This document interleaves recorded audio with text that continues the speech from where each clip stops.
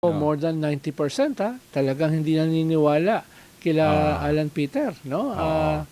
I haven't seen anything like this in my almost 50 matagal years. na rin tayo nga in the political, 'di ba, Nakakita ka na ba ng ganyan? Oo nga, para nagulat ako. At saka, hindi nga ako nagtaka nung lumabas yung approval rating ng Senate na napakababa, bagsak. 'Di ba? Doble Ang House, doble mas yung tumaas. Congress. Oo nga, na dati naman hindi rin tayo naniniwala sa House doon. Usually mas mababa ang Congress ng di hamak sa Senado. Ngayon, doble. Oo. At yan ay bago pa nitong mga latest na developments. Kaya tingin ko, lalo pa yung bababa. Oo.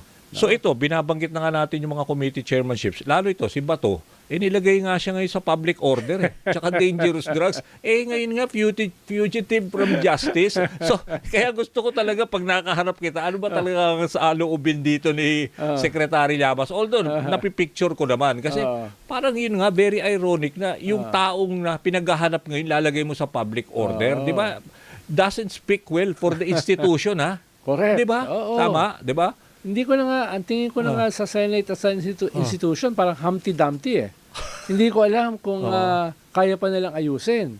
At palala. Halimbawa, in your face itong division of spoils sa mga chairmanship.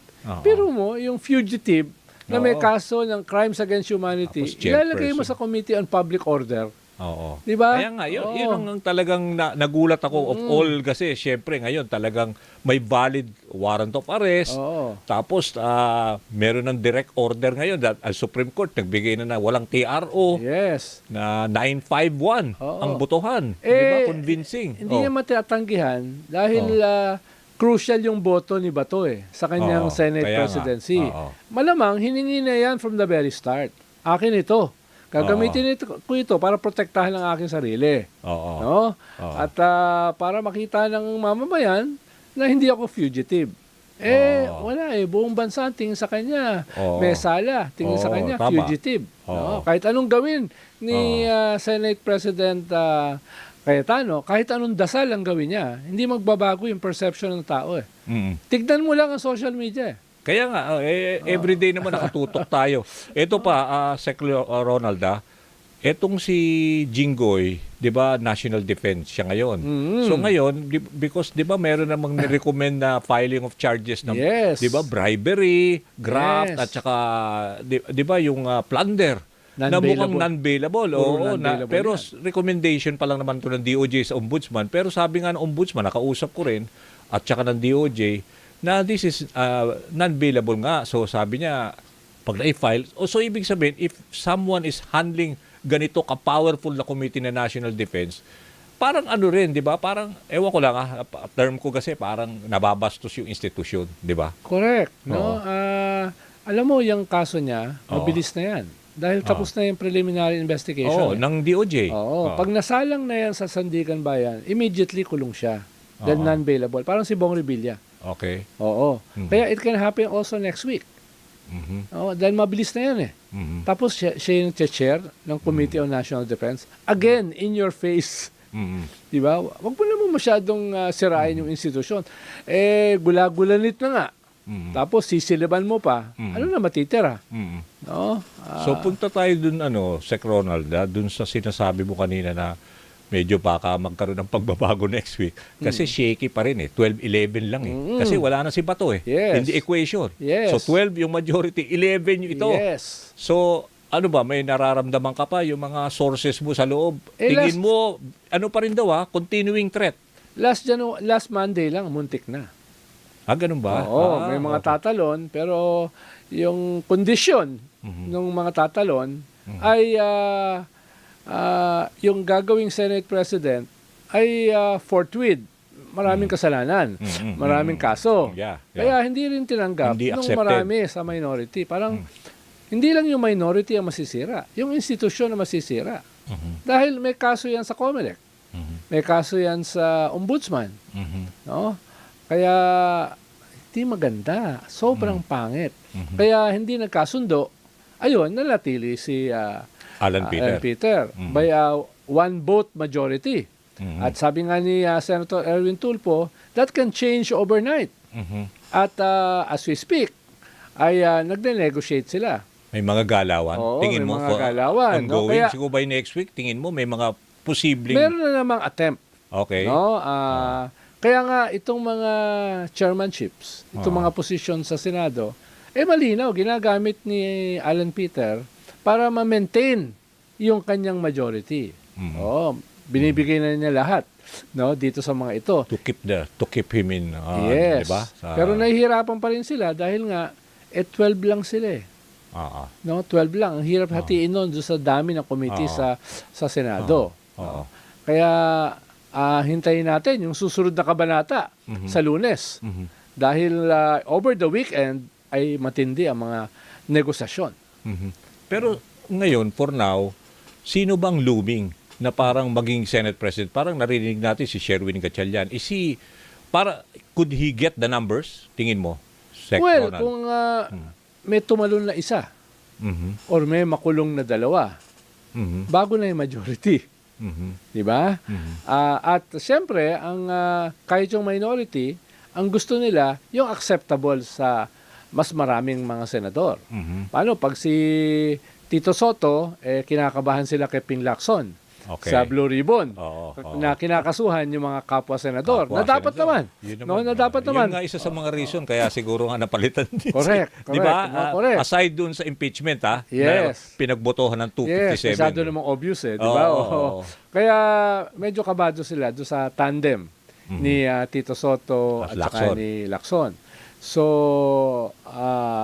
si Subiri naman, na nag-abstain before, nag-negotiate din na maging Senate President. Pero wala siyang napatalon Wala siyang napatalon. Ang dala niya, si JB. Dahil silang dalawa yung nag-abstain. Independent sila, pareho. Kaya medyo nagiging acceptable si Win kung may isa o dalawang tatalon, medyo soft yung dating para mismo dun sa mga DDS. Di ba? Paano hindi siya active dito sa Bungguan dito sa Bardagulan between the Marcoses and the Duterte. At maganda yung handling niya. Passive lang siya di ba? Hindi siya yung talagang maingay, di ba? Pero maganda yung handling niya ng budget. Sa Finance Committee head. Talagang competence naman. Last time, no?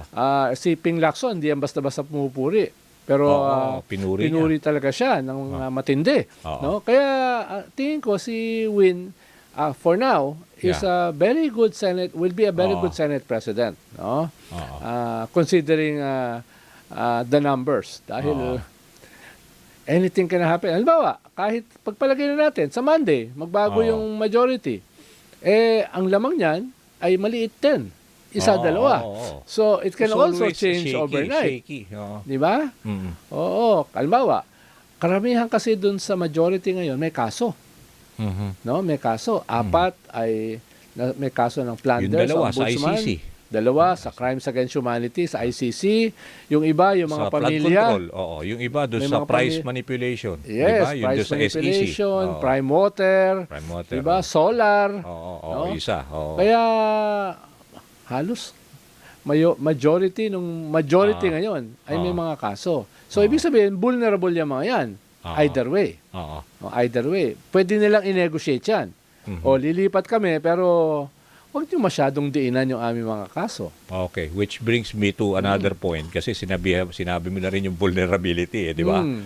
Kasi nababasa ko lately, Ronald, itong mga sabi nila, dati kasi 'di ba when Sara was 'di ba considering yung nag-declare na siya na she was running, parang invincible siya, 'di ba? So nagbabago ang mga numero for now, wala pa yung mga impeachment na 'yon. Pero sinasabi nila yung 16 daw, hindi na rin daw invincible 'yun. Posible mangyari kasi nga yung sinasabi mo nga yung vulnerability, some of the senators might shift lalo na pag nag-live stream na 'yan. At lumabas na yung grabe mga ebidensya na 4 articles ng impeachment, it could change. Lalo na ang hindi na legal Kung legally, marami nakita nasilip Yung public di ba? Perception. Ibig sabihin yung ang galaw ng social media, how can you afford to look the other way around when the evidence are obvious. Yes. Ganon. Ano tingin mo? Well, unang labanan dyan, ilalabas ba yung evidence? Halimbawa, yung mga bank accounts, pwedeng pagbotohan yan eh. Okay. At kung majority ay susuportahan na yan ay lumabas as evidence, maganda. Pero kung pipigilin, no, sasabihin nila, hindi, may bank secrecy laws eh. No, wag natin buksan yan. No? So, bakbakan pa yan. Okay. Pero kung lumabas yan, tama yung sinasabi mo. No? Lalo na ngayon, indicatively, lumabas na sa Justice Committee. Billion-billion pala yung bank account. Yung SALN ay 80 million lang. No? Hindi so, medyo, may bangga. Medyo malayo. No? At ikalawa, mas compelling pa, ay sino nagbigay? No? Ang lumalabas ngayon, mga anomalous persons yung nagbigay ng ganyang klaseng pera monthly. No? Drug lords, pogo lords. Imagine mo kung lumabas yan during a trial, no? At yung senador boboto not to convict. Anong itsura niya? Lalo na kung re-electionist siya.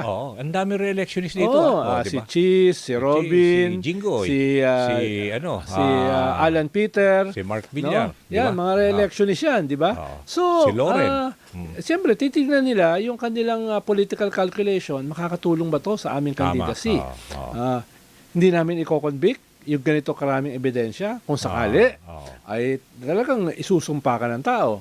Ikalawa ay yung tinatawag nating carrot and stick na wala namang aamin. Diba? Halimbawa, yung impeachment ni Chief Justice Corona last time, no? 2012. Minority rin naman yung for conviction nung nagsimula. Pero nung nagkaroon na ng trial at nagkaroon na ng judgment, nag-convict. 20 ang nag-convict yan. So, ibig sabihin, depende yan sa mga negotiations. Wala pang ganung grabe yung social media noon. Wala pa noon. Ngayon, mas maingay. Di ba? At of course, Danny, walang aamin dito sa carrot and stick. Pero alam naman natin, in the real world, nangyayari yan. Di ba? Sa Susibato, naglabas na ang DOJ, si Secretary Vida, na pwede na, NBI at saka PNP, they can effect an arrest. Kasi may outstanding warrant of arrest, di ba, sa ICC. So, ano ba ang tingin mo? Kasi sinasabi naman ni Justice Carpio, Antonio Carpio, meron din siyang statement, pwede rin daw ang citizen's arrest na ipatupad yung sa kanya. So, anong palagay mo? Is this something na the executive should really look into? Kasi medyo mainit na bago magsimula man lang itong impeachment trial. Well, from the very start naman, walang legal impediment. Dahil wala namang TRO Ang nangyari lang ay parang courtesy sa Supreme Court at sa Senado na hindi nila huhulihin si Batos habang siya ay nasa loob for 72 hours, di ba? It's just a courtesy. Walang legal impediment, no? Ang naging problema ay baka nalito yung mga law enforcers, pilihangan siya makalabas. Or baka incompetence, hindi nila alam na tumakas. No? Either way, ay nakatakas siya. Ngayon, ay kahit courtesy, wala na. Dahil naglabas na yung Supreme Court Wala ng TRO. Walang TRO. Ang tingin ko nga, nung nagsabi yung Supreme Court na sumagot sila in 72 hours, yung kampo ni Bato, ay binibigyan nila ng signal yung law enforcers na walang TRO. Hulihin nyo na. Hindi hinuli. Kaya ang laki ng pressure ngayon, halimbawa kay Secretary John Vic Remulla, no, na anong nangyari? Ang dami-dami yung nakapalibot ay hindi nahuli, no? Kaya may mga calls for him to resign. Tingin ko malaking tulong sa kanya kung mahuhuli niya immediately si Bato. No, dahil sa social pressure at saka political pressures, no? Pero ano bang tingin mo? Dapat ba combination din na dapat andyan din ang NBI? Kasi iba mas naniniwalang NBI mas effective. Kasi dati rin siyang PNP chief. So, ano basa mo? Parang combination na dapat talagang full force. Tama ka, Danny. Dapat kanyan.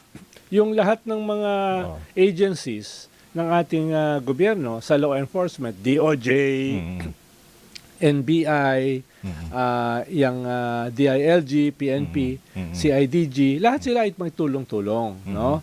Minsan kasi parang iba yung mensahe ng kabila, iba yung mensahe ng kabila. Para No? nagko-compete pa with each Oo, other. Oo. pero at least nung 3 days ago, inayos na nila. Nung nag-press con si Nartates at saka si Yeah. John Vic, pinakita nila yung template. Ano ba talaga nangyari? Hindi naman nila atake.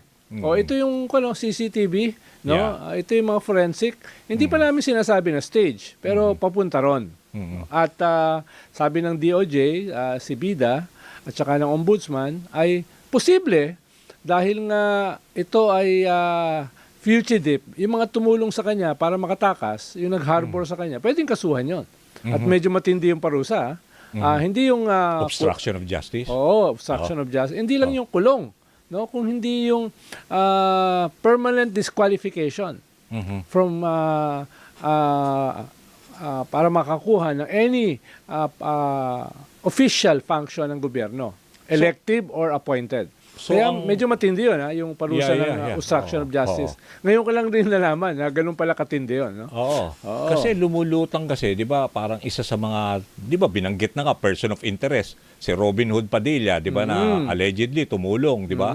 So yun din na itanong namin sa ibang mga legal experts, obstruction of justice, is that something na very viable, 'di ba, for now. So sabi nila, pwede nga talagang kasuhan, not only si Robin Hood, pati yung mga ibang senador, if we Yes. can pinpoint talaga sa mga ebidensya, no? Yeah. Pero ikaw ba, ang feeling mo talagang Samo, kasi ngayon nagugulat nga ako dito sa mga bagong chairmanships ng Senate, di ba? Oo. Si Robin Hood is constitutional amendments, di ba? Parang very ironic. Ano tingin mo? Basa mo, Sec Ronald? Well, dati naman yung position yan. Oo, no? oo. Pero sa kanyang mga performance at saka actuations nitong Very, nakaraang mga taon, parang hindi siya bagay dyan. No? Oo. Ang habol niya dyan ay yung federalism. Pero too Okay. late na eh. Oo. No? Too late na. Last 2 minutes ka na eh. No? Ikalawa, kung nauunawaan ba niya kung ano yung Yeah. kanyang pinopropose. No? Dahil very compelling yung committee na yan. No? Babaguhin mo, i-overhaul mo yung rule of the land. No? Kaya ibang klaseng tao na may particular na wherewithal at saka skills ang kinakailangan dyan. Kaya duda ako kung mag-fit siya dyan sa committee na yan, katulad ng mga nakaraang taon. No? Kala ko Pero, sasabihin mong compelling, competent eh. ganun na rin. Ganun na rin, no? Oo. Ganun na rin. Pero parang division of spoils eh. Oo. Itong mga committee, no? Oo. Tapos napunta dun kay Si Camille Bato. Villar. Yung, Camille. Muna, yung si Camille muna. environment na Oo. dati nang hawak din ng kanyang nanay. Oo. Pag itatanong mo, ano bang nangyari dun sa Oo. Environment Committee under the Villars? Oo. Wala namang significant legislation ang lumabas diyan, no? Kaya practically all of these are just division of spoils, Oo. no? At pwedeng magbago yan next week. Ito, bago Oo. natin puntahan yung marami tayong pwede i-touch dito. Ito muna, unahin ko muna. Yung kay Bato, kasi we're talking about yung kanyang hanggang ngayon hindi pa siya na-locate. No? Do you think na it will help kung maglagay ng reward money para at least sa mga citizens or ordinary citizens will really have their own role to play para mahuli lang? Well, Ganon? magandang encouragement 'yon, Oo. no? Not necessarily citizens arrest, Okay. pero information. Diyan, no? Vital information. Dahil yung iba nilalagyan naman nila na lesser crimes. Ito, crimes against humanity. Di ba? Kung hindi nila mahuli yan, hindi lang tayo masisira dito sa ating bansa na walang nagagawa yung mga law enforcers natin, walang nagagawa yung gobyerno. Dami nang hindi nahuhuli na high profile eh. Si Atong Bantag, Atong Atong Ang, Michael Yang, Oo. Saldico, Harry Roque, tapos ngayon ito si Si Bato. Bato, Oo. no? Kaya mahalaga na magpakita ng leveling up yung ating mga law enforcers by capturing and arresting Bato. Pati sa international community, nakakahiya. 2 At weeks large ago, na siya, 'di ba? Nasa ICC, labeled na siya Oo, sa, 'di ba? At oo. large na talagang co-perpetrator ng Oo. crimes against humanity. yes. Pero yung mga nangyari kasi rito, kung papanoorin mo at babasahin mo yung different international media Oo, platforms, pinanunod ko. grabe, New Oo. York Times, Washington CNN, Post, pati yung mga Guardian, broadcast network. CNN, Yeah. no, Al Jazeera, Oo. Bloomberg, Oo. talagang natatawa sila doon sa habulan sa Senado, Oo. putukan sa Senado, Mm. tapos suspetsyuhan dito sa conspiracy, Mm. tapos itong latest, itong mga iyakan, no?